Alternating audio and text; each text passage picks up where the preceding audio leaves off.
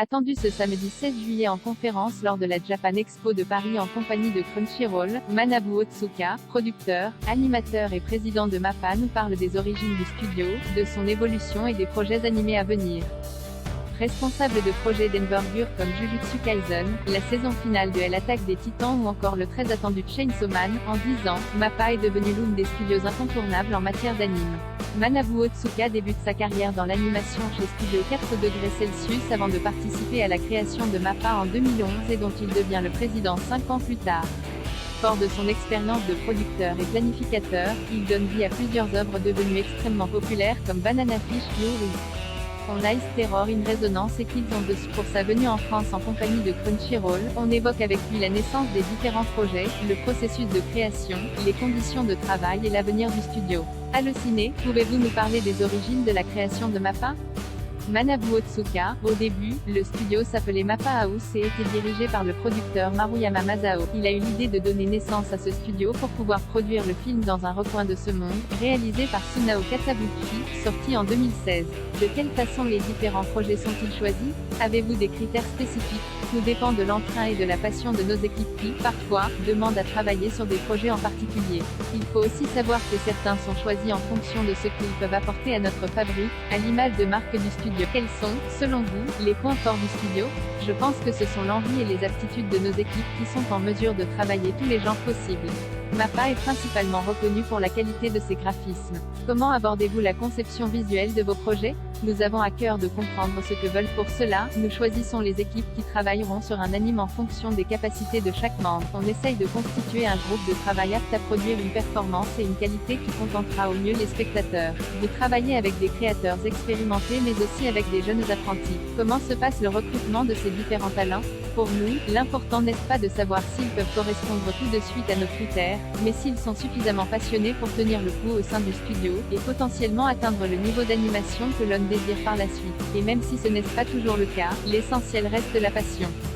Y a-t-il des points sur lesquels vous faites particulièrement attention durant le processus de production d'un anime? Je fais particulièrement attention à la composition des équipes de travail pour que chaque projet soit aussi qualitatif que possible. Je choisis chaque personne en mesure de répondre le plus efficacement aux étapes requises pour la création de tel ou tel projet. Comment se passent vos collaborations avec les studios et créateurs étrangers? En cours de production, il nous arrive de temps en temps de confier des arrière-plans, de la CGI, effets spéciaux numériques, ou des cuts à d'autres studios et créateurs étrangers. Ce sont des collaborations qui se passent très bien. Comment MAPPA s'est-il adapté au travail durant la pandémie de Covid-19? Ça a été très compliqué, c'est pourquoi nous avons très vite mis en place des systèmes pour que tout le monde puisse travailler chez soi et avec tout le matériel nécessaire à disposition. Vous avez succédé à Wit Studio pour la saison 4 de l'Attaque des Titans. Comment avez-vous abordé la reprise d'un anime aussi populaire? Ça n'a pas été facile de succéder à Wit Studio, surtout en sachant leur niveau. On s'est justement dit qu'on ne les égalerait jamais si on essayait de faire comme eux. C'est la raison pour laquelle nous avons choisi de repartir de zéro, avec notre propre patte graphique et notre touche personnelle. Vous avez à charge l'animation de gros succès manga comme Jujutsu Kaisen et Chainsaw Man. Comment abordez-vous des projets aussi attendus que cela? On essaye avant tout de penser, l'idée c'est de se remettre constamment en question et de douter de tout jusqu'au bout. Rire, de tels succès engendrent-ils des changements au sein du studio? Effectivement, ça apporte toujours beaucoup de changements, notamment sur la vitesse des expansions du studio mais également sur le plan bénéfique et business.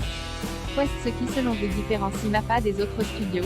Je pense que c'est notre capacité à prendre des décisions rapides. Y a-t-il des défis que vous aimeriez relever dans l'avenir en tant que président du studio? D'un point de vue purement entrepreneurial, j'aimerais réussir à faire grandir MAPPA, mais j'aimerais aussi qu'on soit encore plus à la pointe en termes de qualité d'animation. À titre personnel, quelles sont les œuvres animées, séries ou films que vous préférez? C'est difficile de choisir, c'est d'autant plus dur quand on travaille dans le milieu. Mais je dirais Le Château dans le ciel de Hayao Miyazaki et Akira de Katsuhiro Otomo. Propos recueillis par Manon Marufi à Levallois-Perret le 30 juin 2022. Crunchyroll invite le studio MAPPA à la Japan Expo de Paris. Une conférence publique du studio se tiendra le samedi 16 juillet à 10h45 sur la scène Yuxu, au cours de laquelle Manabu Otsuka mais aussi le producteur Makoto Kimura, et le scénariste Hiroshi Seko parleront de futurs projets de MAPPA.